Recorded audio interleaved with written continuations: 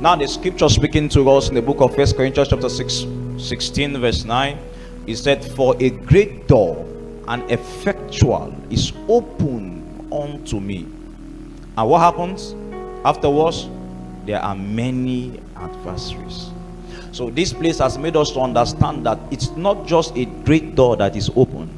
The door is an effective one.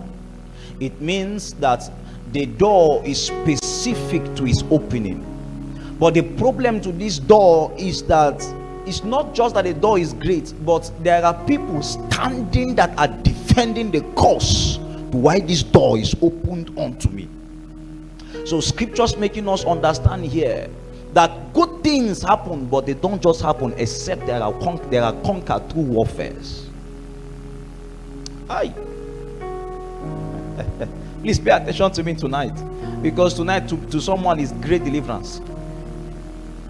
Because there were questions coming up as a young man. I began to ask, pressing into God, praying and fasting, and I began to ask myself some kind of certain questions. And what are those questions? What happened to my father? What happened to my mother?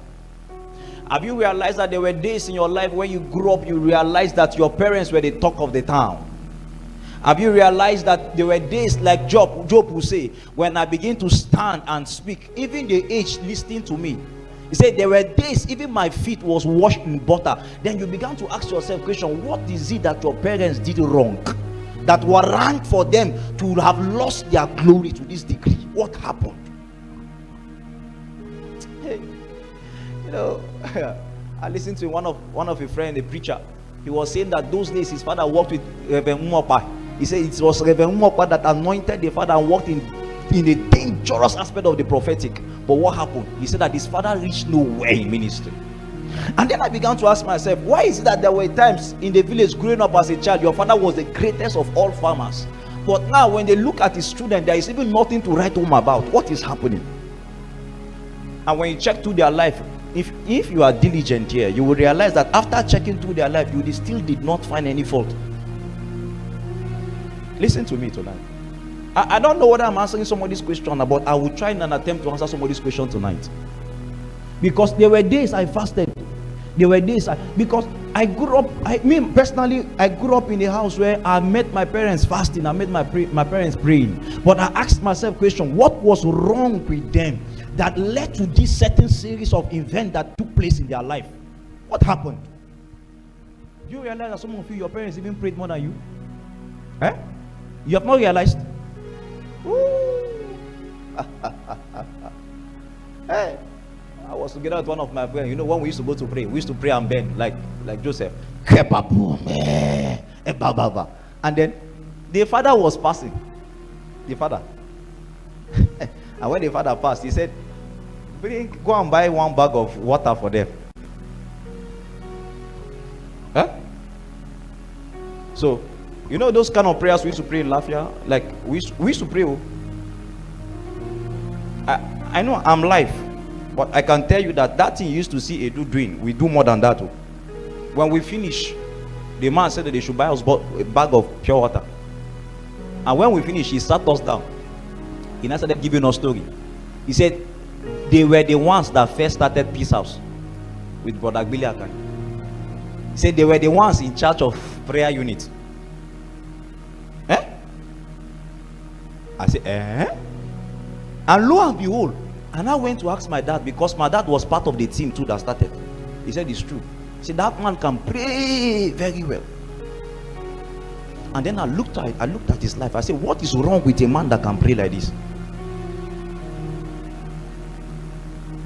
I happened to go to the mountain. Most of the times we used to have programs by December. One of the biggest father of faith in Nasarawa State used to have retreat programs where youth gather on top of the mountain, about 7,000. I went to that meeting and I happened to meet one person. I thought we can pray, but when we met that man, we dreaded. He said he's the prayer coordinator of Rehoboth in Africa.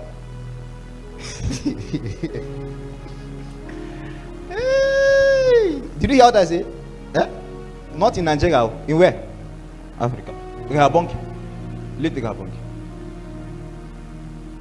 If the man is praying, this is how he should pray.